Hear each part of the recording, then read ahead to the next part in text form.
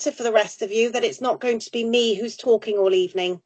So we are very, very lucky to have a guest presenter this evening. Ian, are you going to share the presentation for me and I'll introduce Anna? Certainly can, yeah. I'm assuming everybody is happy for us to record the presentation this evening. Because it's going to go, is that right? It's going to go live on YouTube, Ian, is that correct? Yeah, correct, yeah. Right. Ian, have you got the sound on? Is anybody else having problems hearing me? No, I can hear you. No. Yeah, no, all fine here. Everybody, all good here yes? as well.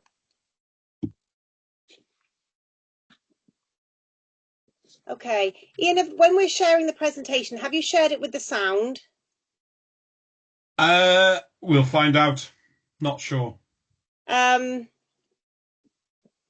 What do we have to do, Anna, when we start the whole webinar? Teams, we needed to put the sound on, didn't we? Was that what we had? Yeah, so just when you click the share, there's a little toggle that says include sound, I think. Okay.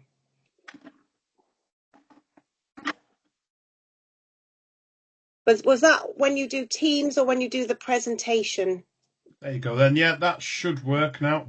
Brilliant. Okay, sorry everybody, technical issues, but we are going to record this presentation this evening because we want to share this onto our YouTube channel so that if at any point anyone wants to refer back to this during the year, you've got this easy reckoning guide for umpiring girls cricket. So can we skip to the next screen, please, Ian?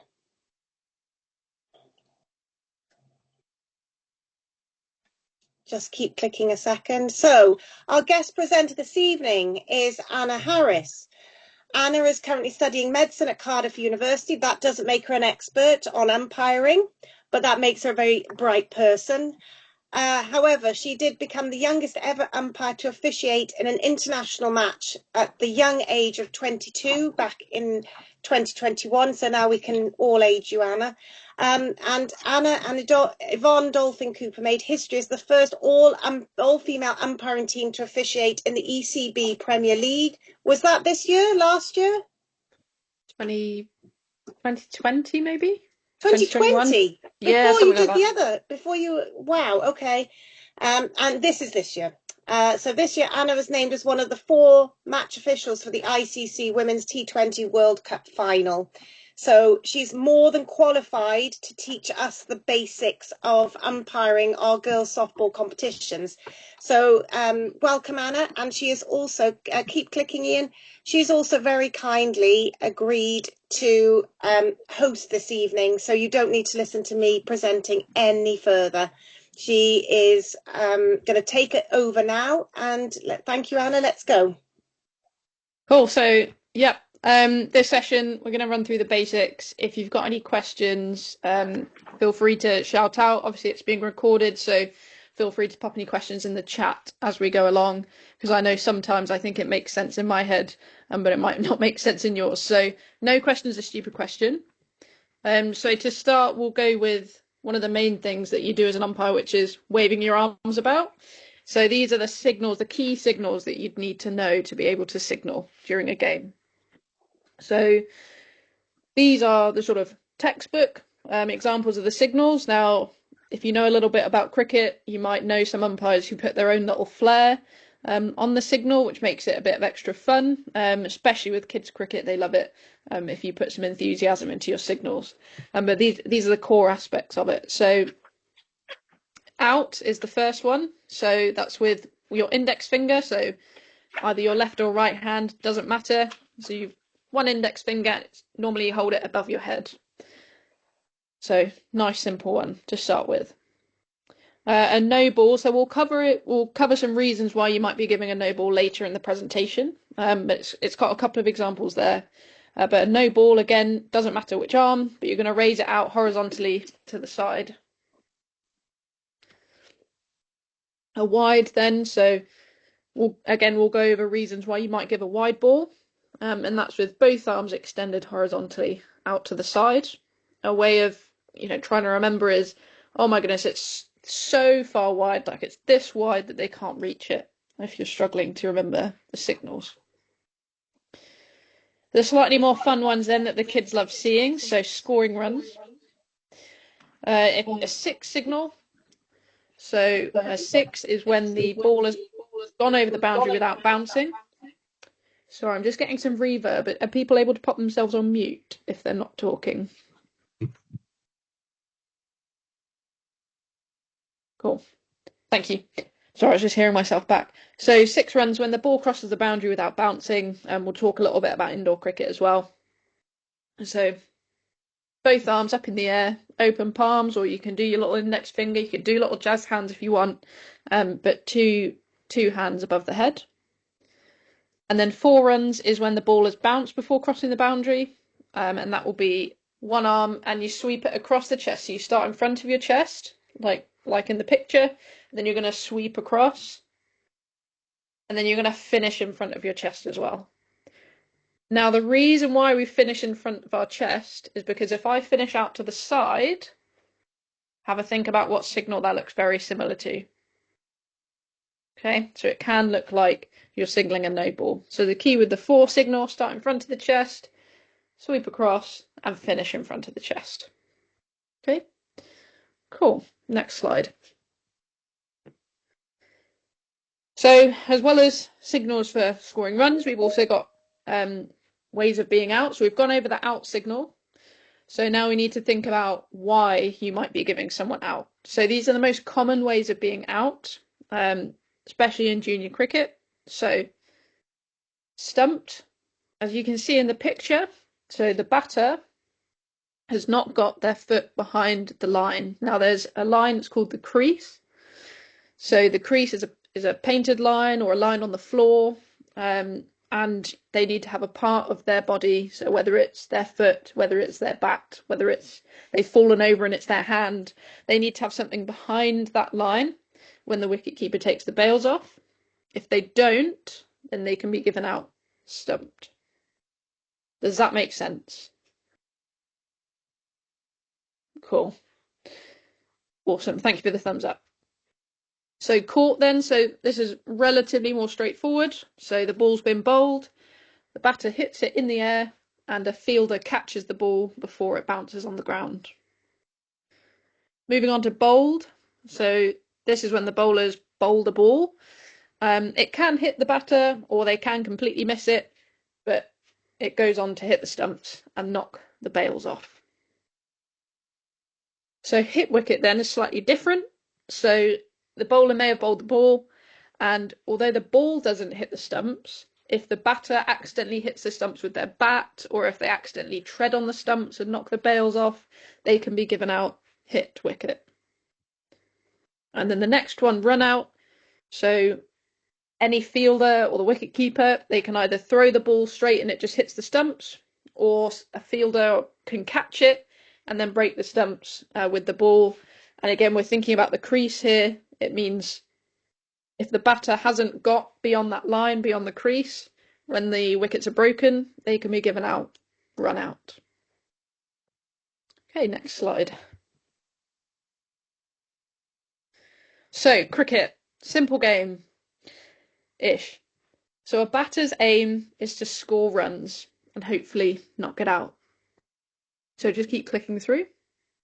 So the few ways they can score runs. So running between the wickets. So you've got 2 batters, okay?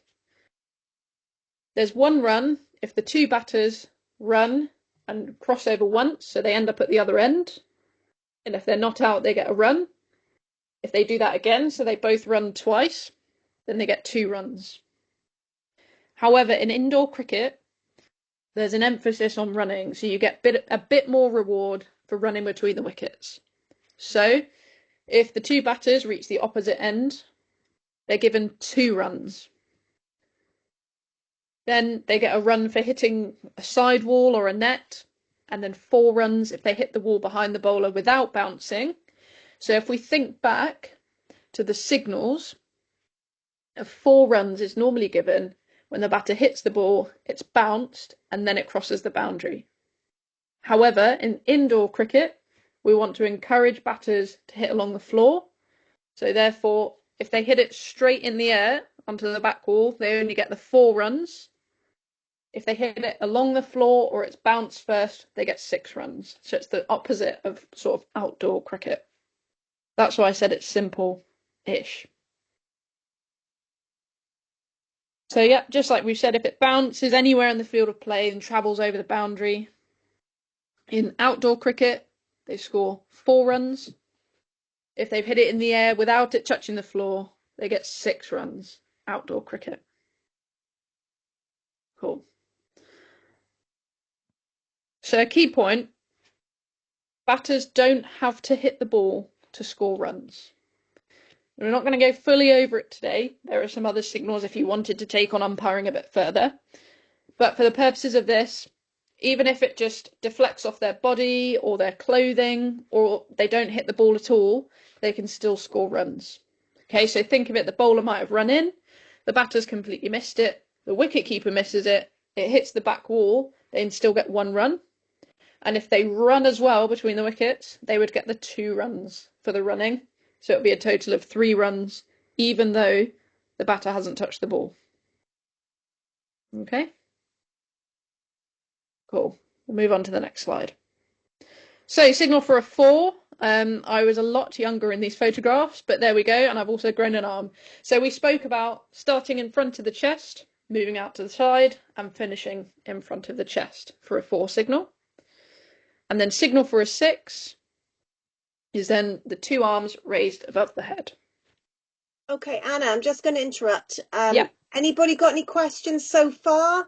Anna's obviously very competent to umpire these sort of decisions. They're fairly basic. Is everybody following so far? Because obviously I can't see your faces, but I just want to make sure that you're all all keeping up with it. Brilliant.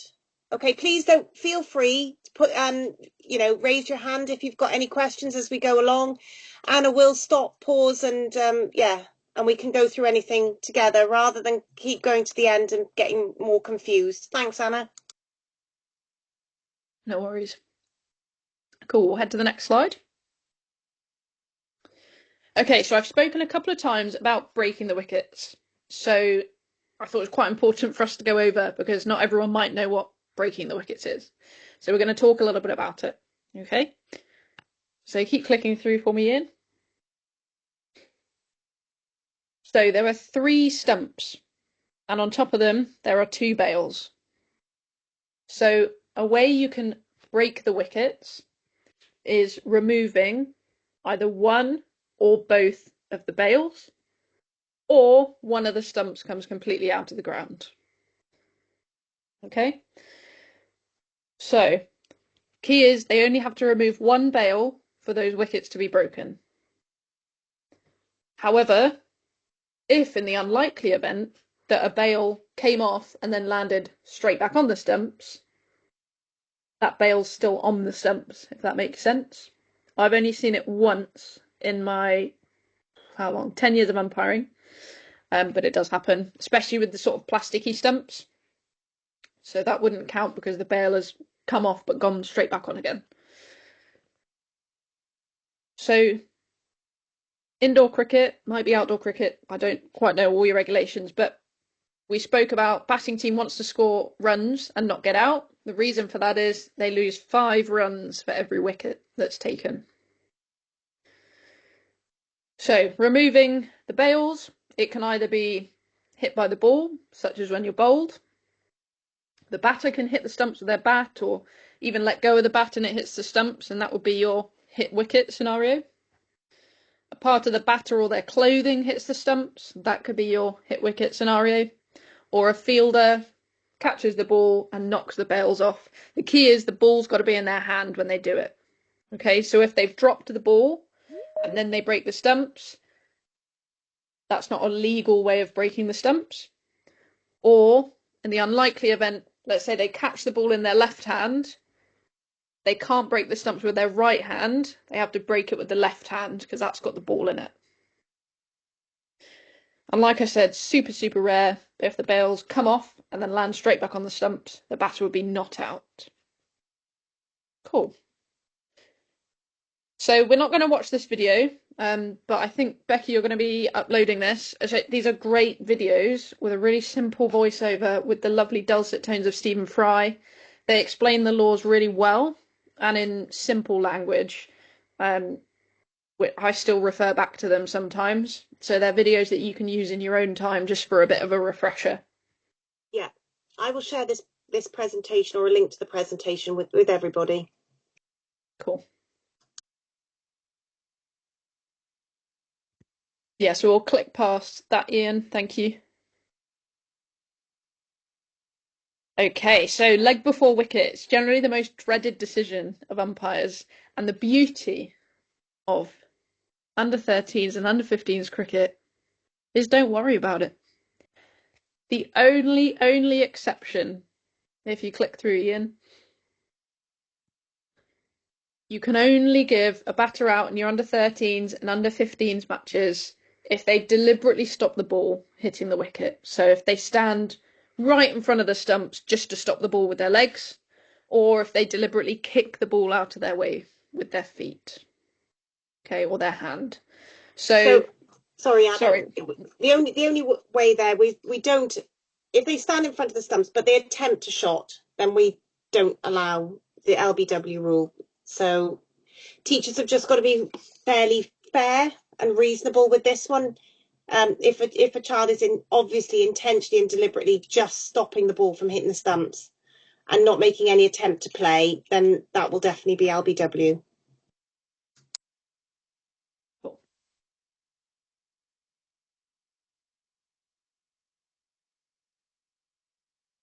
Oh gosh, sorry. Right, next slide for me, please, Ian. Okay, catches. So we've spoken a bit about catches, generally pretty straightforward. So a fair catch, let's have a think about what a fair catch might be. So the key thing is it hasn't touched the ground. It can be a fair catch even if it's deflected off someone else, so long as it's not touched the ground.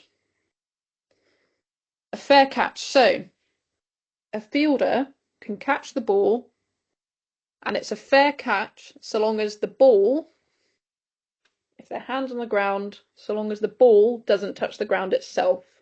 So my hand can touch the ground, but so long as the ball doesn't, it can be a fair catch.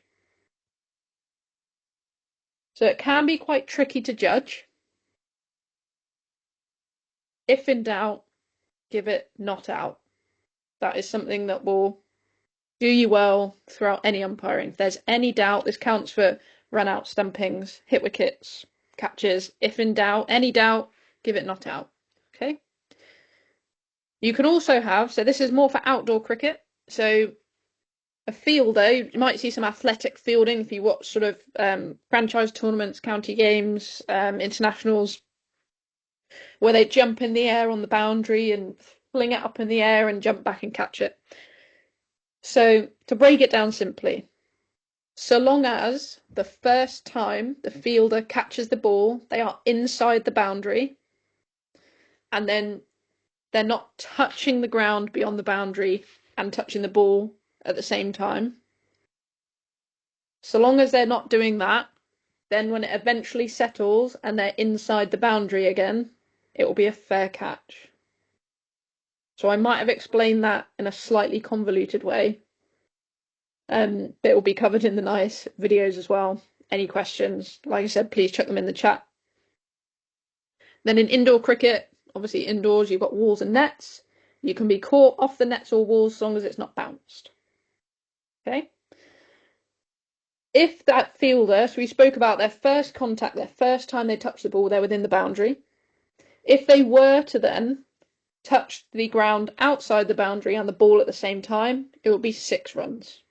Because the ball's crossed the boundary without bouncing. Remember that would be why you'd give us 6 runs. Now in kids cricket you sometimes see this and they think, oh, I'm going to be clever here. I'm going to take my cap off and that'll help me catch the ball. However, that's an unfair catch. Okay, so you would have to give that not out. Cool. We'll head to the next slide. This gives some examples of some of the quite athletic fielding, which sort of explains those boundary catches that we spoke about.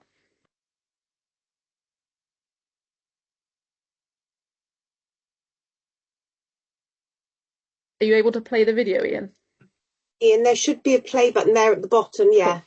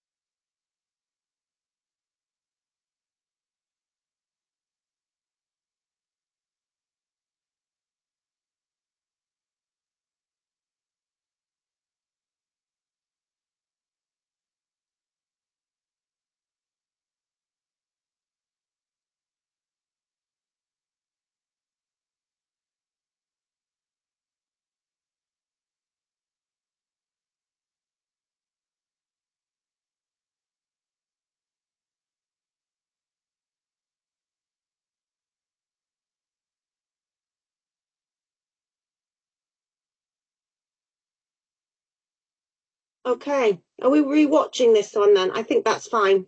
Sorry, there should be music to that, everybody, but we couldn't work out how to put the music on and the video on the PowerPoint. So that's just to give you a flavour for the types of catches, exciting catches we can expect to see in the season now. So I hope you're going to be coaching your girls to do those exciting kind of catches. Thanks, Anna. That's cool. And then again, like I said, you'll have some of those videos that you can see here, which explain, probably in a better way, some of those fair catches. Cool. We'll go next slide. Okay, so we've spoken a little bit about wide. So first of all, have a think about the wide signal and the sort of tip that I gave you to try and remember it. So it was, oh my goodness, that ball's so wide, they can't reach it. So what is a wide then? So I've sort of explained it already. In your cricket, there will be cones on each side of the stumps which will help you judge a wide. So a wide in general is where a batter can't play a reasonable shot because they can't reach the ball. It's that far wide of them. So with the cones that you'll have, it will generally be, if the ball passes outside of the cones, it will be a wide because the ball's too far away from the batters for them to have a decent chance of playing a shot at it. So if you keep clicking through, so you get 2 runs for a wide. So it's really important that you try and, you know, get your bowlers to get used to bowling, ideally at the stumps, but at least within those cones. Because a wide means the batter can't reach it, if the batter hits the ball or the ball hits them, it cannot be a wide. Okay, so let's think about this. So a bowler can bowl a ball and it can go outside of those cones, but if a batter's run across and it hits them, it can't be a wide because they've brought that within reach. Okay, if they move across and they still miss it, then it's outside the cones, and you would call that a wide because they can't reach it. But the key thing here is if that ball hits anything, whether it's the batter's person or their bat, it can't be a wide. And then thinking about that, oh my goodness, it's so wide they can't reach it. It's your both hands out to the side horizontally for your wide signal. We'll go to the next slide. So we've got a couple of examples of some wides. So offside, I'm assuming everyone sort of knows, that's fine, don't worry. Offside and leg side, but I'll go over it. So if you're a right-handed batter, so this batter is right-handed. So if you look at the batter, to her left, as we look at the screen, that's the offside. To her right, that's the leg side. Easiest way to think of it is, where are her legs? If her bum's facing that way, it's leg side. That's how I used to remember it. Whichever side the bum is, that's the leg side. Cool. So we'll play the videos through, just gives you an example. So in this we have lines, you'll have cones to help you judge wides. Future female potential. So it might be worth playing it again. Sorry, Ian. I know it might be a bit juddery on your screens, but just have a look at when the ball passes the batter. Future female potential. So it's outside, so we use the little blue lines as our wide guideline, so it's outside of that, so that would be a wide ball. Okay, and then the next one. So thinking again about leg side and offside. A little bit wayward to start with there. Actually, yeah, it didn't look to be too much swing. I think it just went on with the angle a little bit. So if we play that through once more, if you can, Ian, you can see it's gone so far down the leg side, the batter can't reasonably play a shot to it. A little bit wayward to start with there. Actually, yeah, it didn't look to be too much swing. I think it just went on with the angle a little bit. Lovely. We'll go to the next slide. Yep, so again, another video for you to revisit, because I don't expect you to retain all the information I'm throwing at you this evening. Next slide.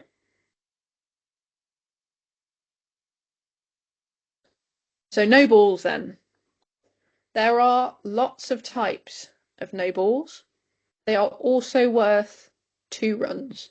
Have a think about that signal that we spoke about for no balls right at the beginning. We're going to go through a few examples, a few common examples of why you might be giving a no ball. So if you just click through. Cool. So we've spoken about creases. You remember it's a line on the ground. So we've spoken about it in terms of batters and trying to get in their crease. However, it's also important for the bowlers. So when you're standing at the bowler's end, you need to check that the bowler's front foot doesn't land over the front crease. Okay, so they've got to have something behind that line. If they are on the line, they're not behind the line, they're on it. So that's also a no ball. This can be really tricky to spot, and I'm very fortunate that quite a lot of my games, I have someone checking it on the TV for me. So, you know, you're not going to catch all of them. Don't get too het up about it. The key thing is, if their foot's landing, a long way over that front line, you need to call it a no ball. They might not understand why. Just bring them back. Just say, look, keep your foot behind the line. Okay. The bowler throws the ball. So hopefully, in an ideal world, all of your players will bowl with a nice straight arm. If, however, they come up and just throw it like a normal throw, that will be a no ball. Other ones are, so if the bowler bowls the ball and it doesn't bounce and it passes the batter above their waist height, then it can be dangerous. So it's given a no ball. We'll go a bit more into that, I think, in a couple of slides. And then the final one, so this is laws of cricket, so it might be slightly different in your competition, but if the ball bounces more than once, or if it rolls or stops before reaching the batter, or in outdoor cricket, if it lands off the wicket. So like if you're playing on an AstroTurf, if it lands on the grass next to the AstroTurf, or if you're on a grass wicket, if it lands on a different grass wicket. But I think, Becky, did you say it's 2 bounces they're allowed? Sorry, yes. Yes, they are. We do allow 2 bounces because we want to, get the girls practicing, and that's actually quite a good result if they can get it there in 2 bounces. So yeah. Yeah, so I've just covered laws of cricket, but like I say, so your competition, you're given no ball if the ball bounces more than twice, or if it just rolls completely, or if it stops before reaching the batter. Lovely. And there's your signal, just a bit of a reminder for your no ball. We'll go next slide. So this is a great video, again explaining the feet, but on the side, so we've got, I'm not going to bore you with the proper names for these creases, front crease and side crease is more than adequate. So for you, all you need to worry about is the front crease. Okay? So I think there's some little feet that come up. You keep clicking through, Ian. Yep, cool. So if you click and bring up that red box again for me, please, Ian. Yep, lovely. Cool. So if you think that red box is like the safe zone, we want a part of the bowler's front foot to be in that box. So in all of these, I've assumed the bowler's right-handed, so their front foot would be their left foot. However, if they're left-handed, it will be their right foot. So we want some of that foot behind that front line. Okay, so you can see that's actually Kate Cross's front foot, England bowler. She's got a part of her foot behind the line, so that would be a fair delivery. Okay, yeah, if you click through. Awesome. Lovely, so no ball's height. So we've spoken a bit about the waist height. So there is a hideous video that I made during lockdown with my mother. I got to throw balls at her for about an hour and a half, which does a quick kind of idea of the height. So there should be a play button on the bottom. Head, shoulders, it's no ball, it's no ball. Waist and above, it's no ball, it's no ball. Use your judgment and your colleague and let everyone know the bowler has just bowled a no ball, no ball. Lovely. Apologies for my singing, but there we go. So we were trying to make little infographics, trying to simplify it. So key thing is, so we've got the lovely Heather Knight, England captain. I've handily drawn a line of roughly where her waist is when she was standing upright.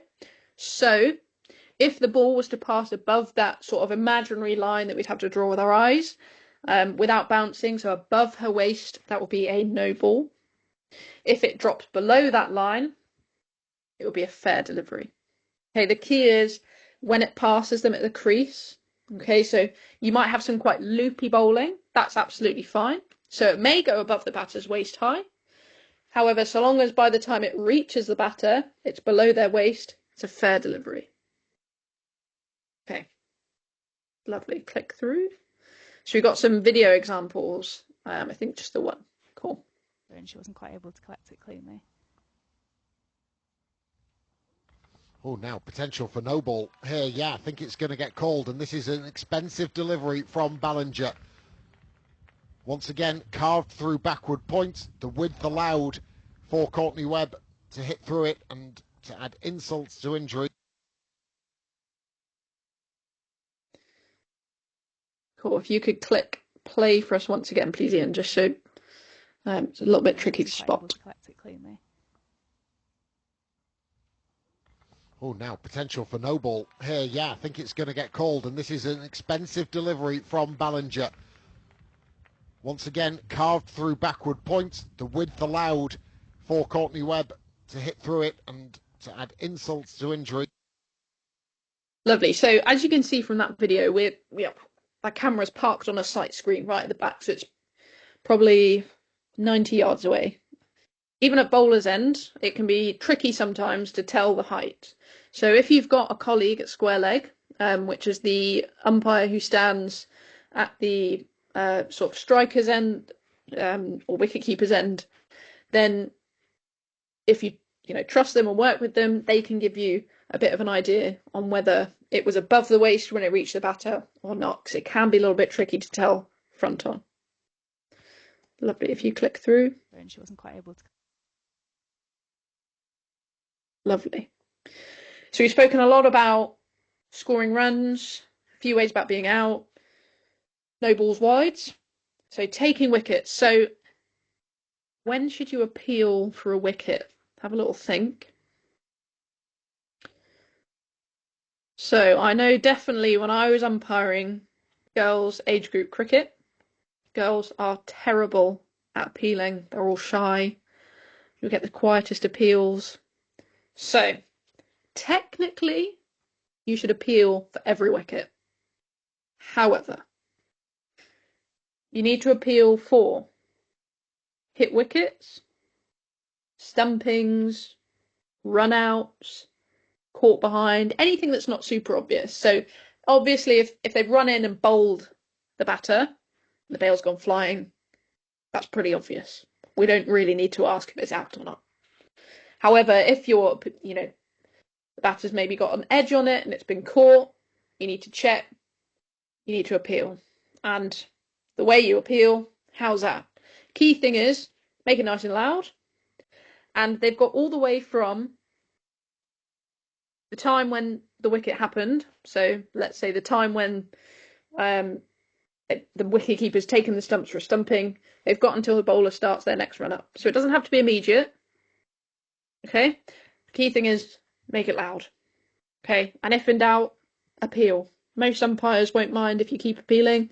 However, the number of times I've been stood there going, oh my goodness, that's so out, and no one said anything, even at international level. So, how's that? Get your appeals going. Awesome. We'll go to the next slide. So, batter out of their ground. So, we've spoken about out of their ground a little bit.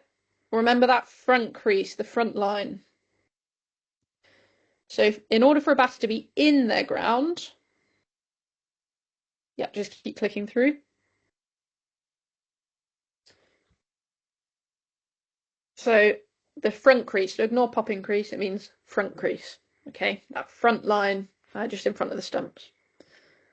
So in order for a batter to be in their ground, they need part of their bat that they're holding, or part of their body on the ground behind, so on the stump side of that line. If they're in their ground and then the wickets are broken, they will be in, they're not out. When are they out of their ground then? So the flip of that. So if the bat or their body is grounded before that line, so before they've reached it or on the line, and the wickets are broken, they can be even out. Also, if their bat may be in the air, but it's not on the ground beyond that line, it's not grounded. Okay, so they're still out of their ground. I've said ground quite a lot. Now it sounds weird. But if the batter's in the air or their body parts are in the air over that front line, they can be given out if the stumps are broken. The only exception is, and this can happen, especially in outdoor cricket, maybe they've slid their bat and maybe it's crossed that front line. So it's got to cross the front line first, and then maybe it hits a stone or gets stuck in the ground, or it gets jammed and they drop their bat. So long as they crossed that front line and then lost control of it, and they keep moving in that direction, they're not out if the stumps are broken.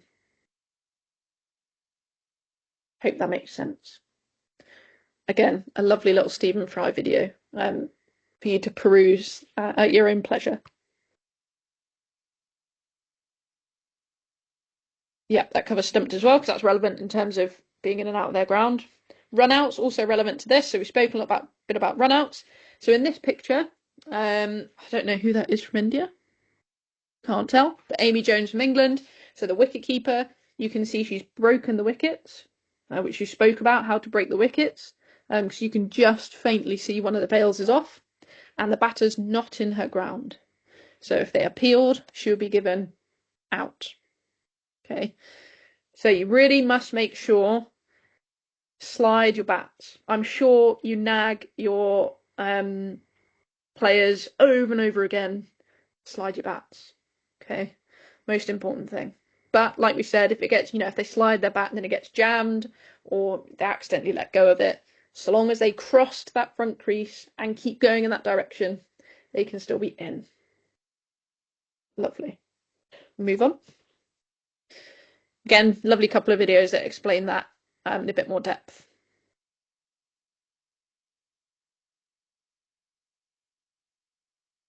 Okay, so indoor cricket, age group cricket can be chaos.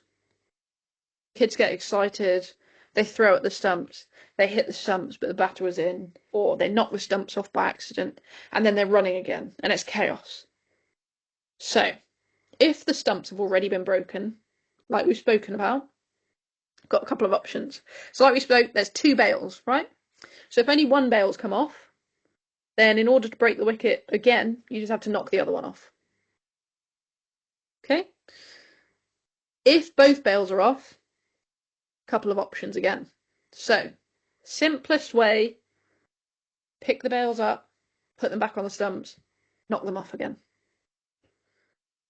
Or if you want to get a bit fancy, you got to take one stump out of the ground and hold the ball next to the stump. Now the key is, and hopefully you can see my video, the key is, let's say my pen is the stump and this is the ball. So you don't have to hold them in the same hand, but you got to bring the ball and the stump out of the ground and together in one movement. Okay, so you can't go like stump out, ball together. You got to sort of do it all in one movement. It's one of the fussy parts of the law. So like I said, chaos, it might be they've tried to run someone out, the batter was in, so they're not out, there's a misfield, and then the batters are running again, so they're trying to, get a second run, and the fielding team want to try and run them out, the same end again, stump's already broken. Those are your options. So, one bail off, knock the other one off, both bails off, simple way, put bails back on, knock them off again, or take one stump out of the ground, hold the ball next to the stump. Cool. We'll go next slide.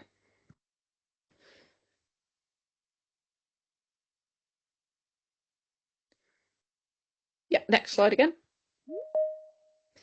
So, like I mentioned slightly earlier in the talk, if you are in any doubt, give it not out.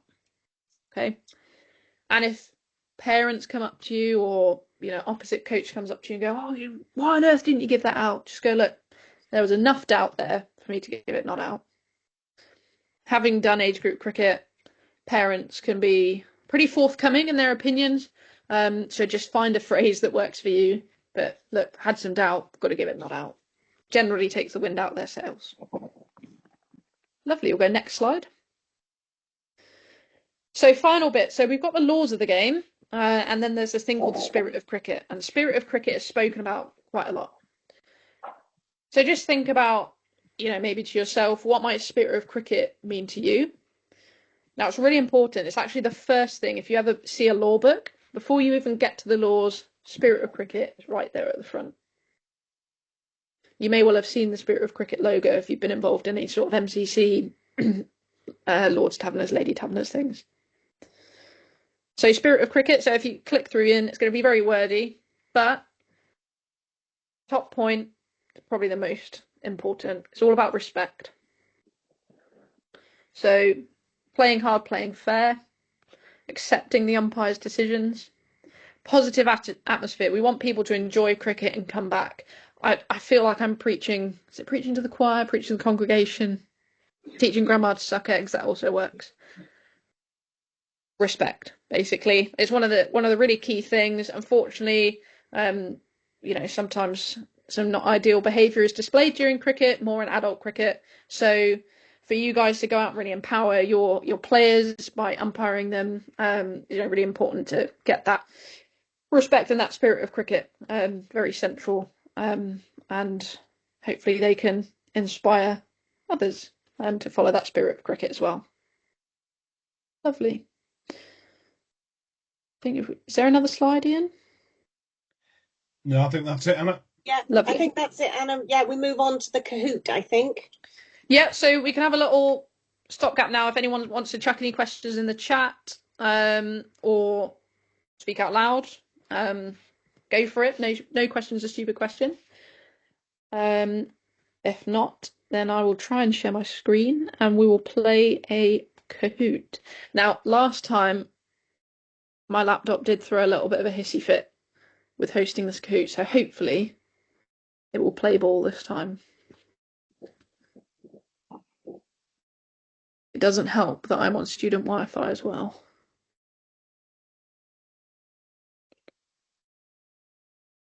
Lovely. Let me start that. I will get you a game code in a moment. So do we all need to go on to the Kahoot website now? Yeah, so it will, let me just share my screen and then I will. Can you see my screen? Yep. Lovely. So yep, so if you go to the website at the top, or if you've got the app, great.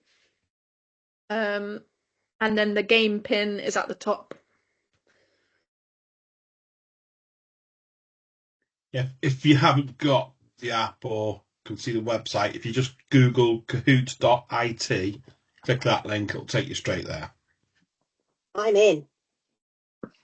Gwen Ann beat me to it. Competitive nature.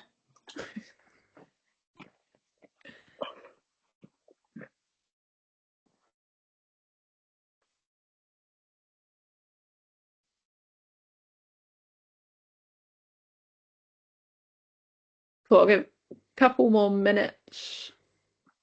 Anybody struggling to join in?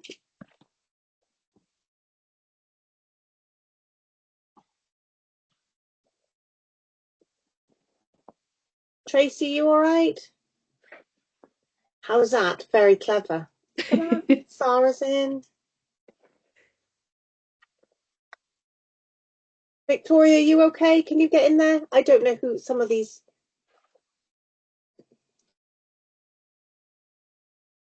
So Victoria's there. Look at that. Lovely. Anyone else?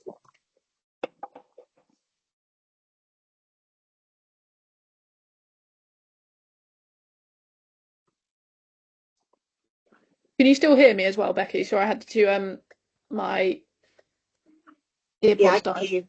Lovely. No, I can hear you. Excellent. Right, I reckon we get cracking. So Hang on So 1 on your- second, just Oh. 2 seconds. Let's see, I think we might have one more person trying to join. Oh, cool. So I might be teaching Grandma to suck eggs again, but if you've not played Kahoot before, or something with everyone, if you've not played Kahoot before, on your device, it will come up with 4 colours, and they will correspond to the answer options that will be showing on your screen that you're watching this Teams on at the moment. The key is to get it right and to get it right quickly. That's how you get more points. Excellent. We will give this a whirl.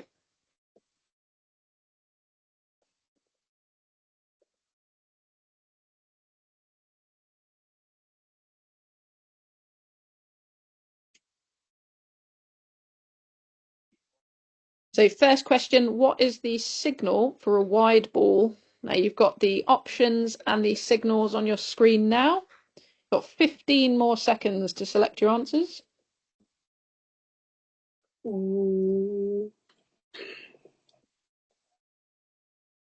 5 seconds left. Awesome. Oh, I think one person might have had a slip of the thumb there. They're quite small screens you're playing on.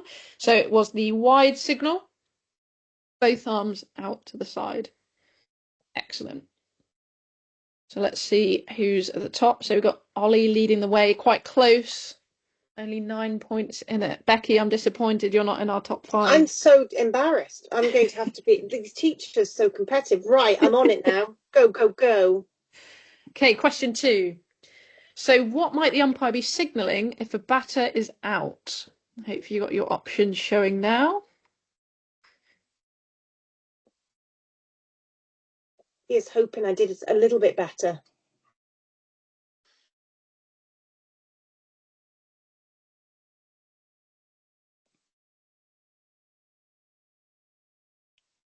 %. Very good, everyone. We've had a change in the leaderboard. We've got some fast fingers going there. Excellent. Corin's really showing us up now. Right. So ball number 3. If the ball hits someone in the head, you must call and signal dead ball immediately. It's a true or false question.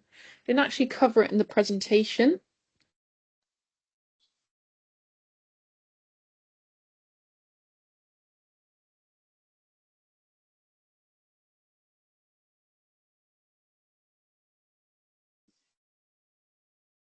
Okay, true. So we've got a bit of a split. So safety first. Think of it this way. If a ball hits someone in the head, just call and signal dead ball immediately.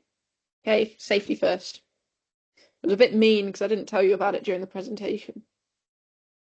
Let's see if there's been any changes. Oh, Tracy's on the way up, but we've got a new leader. Tight, only 3 points in it between 1 and 2. Which of these is not a reason for giving a no ball? So not a reason for giving a no ball.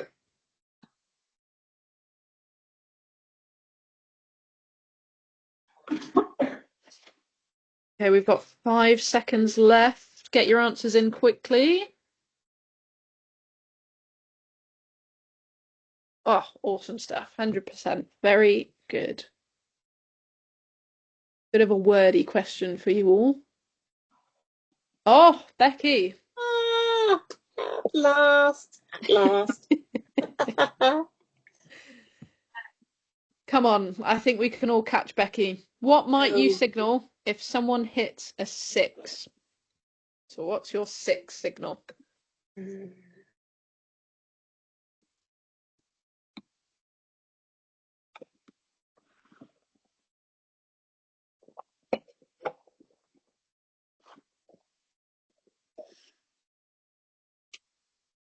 Excellent. So the 2 hands above the head. Very good. Let's see who was the quickest. Karis closing the gap on Becky at the top. Got a good answer streak of 5 correct. Getting quite close. So true or false, a batter cannot be run out when the delivery is called a no ball. Again, a bit mean because I've not really covered it.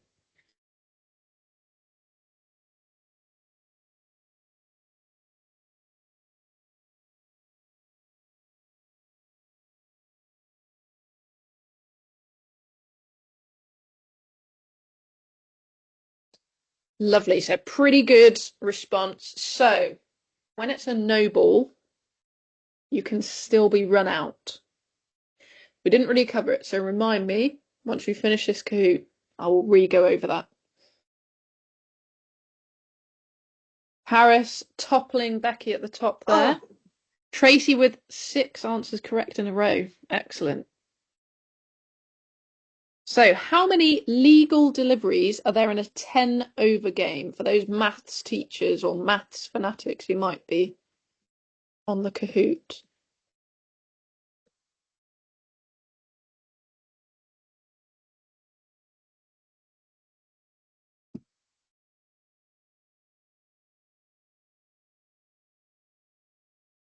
Ooh, I knew I would catch a few people out. So a 10-over game, every game is 2 innings. So 10 overs per side. Perhaps I could have worded the question better, but I wanted to catch some people out. So the 2 who got the 120, very well done. Oh, Becky, it's almost like you've done this Kahoot before. Maybe. I'm on fire though. So true or false, a ball can be called a wide if the batter hits it.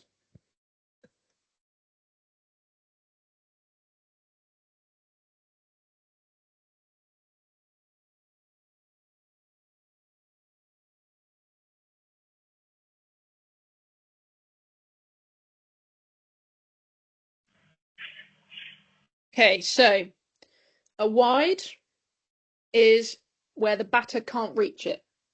So if the batter has hit the ball, it was within reach. So it can't be called a wide. Very good to the 7 who got that right.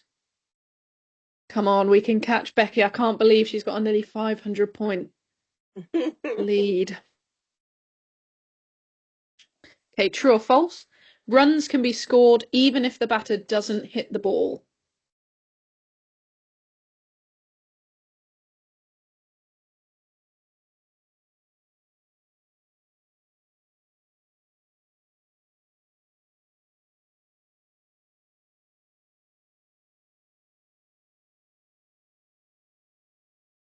Excellent, 100% from the group. Very good. See if there's been any movement. Slowly closing the gap there, Karis.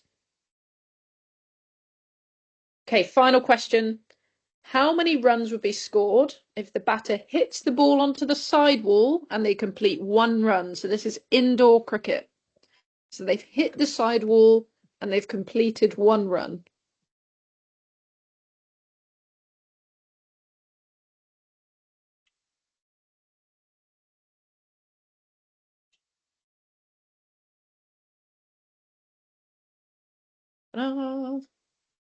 Okay. So you get the one run for the sidewall, and then they get 2 runs for completing a run. So that would be 3 in total. So let's look at this podium. So in third place, we have Mark. Second place, Karis, who closed the gap but couldn't quite catch Becky, who I feel should be in first place. I feel I should definitely be. I shouldn't have done this quiz, but there were some of those things that were new to me. One question or two, but the rest of them, yeah. No, awesome. Unbeatable. So hopefully, I will stop sharing. How do I stop sharing? How? Okay, everybody, thank you very much, Anna. That was absolutely brilliant. No problem. Does anybody have any questions for Anna while she's here? This is an amazing opportunity to ask some questions. Just pick her brains if there's anything you're not sure about. Beth? In indoor cricket, if it hits the ceiling net, can they be called out? In my experience, yes. Becky, is that what you have in your competition? No, we Dead do ball. hit the ceiling, dead ball, 1 run. Okay, fine. Well, Cool. Thanks, Becky. Sorry, I can't stop sharing my screen because my laptop's had a meltdown, so apologies. That's I think you okay. can probably see me twice. That's fine. Don't worry, that's lovely. Karis, what's your question? Hiya, what's the rules with Mancad in cricket? Okay. Obviously with the younger ages. Yes. So I can happily explain the law. Becky, you playing? We do. I mean, it's down to my umpire, so which is why it's now very important for teachers to understand these rules. It's being fair. I think you umpires are supposed to give a warning, and certainly not give somebody out first time, if they've crept over out of the crease and down the wicket. I think you would probably warn them twice, and the third time, if they do it, give them out. But I certainly wouldn't give somebody out first time. I think the girls don't quite understand that rule, so it is up to teachers to teach the girls that they have to stay in the crease until the ball has left the bowler's hand. Otherwise, they risk being run out or man-cadded. So yeah. So the key with if a bowler is going to try and run a batter out at the bowler's end, so the mancad, the key is that they've got all the way up until the expected point of release. So I'm going to put myself back on camera because this is the best way I can explain it. So if I'm a right-handed bowler, hopefully you can all see me making a tip myself for my lovely frying pan. But so they've got all the way up until the expected point of release. So for a right-hand bowler, so I'm right-handed, so I have all the way up until I would normally get to there to then run someone out. As soon as I come past sort of the vertical or this plane here, as soon as I come past there, I can't run them out anymore. That's not fair because the batter would have expected me to have let go of it by then. So that's like the key one you to sort of manage. But like Becky said, a couple of warnings. Just don't leave your crease early at the bowler's end, really.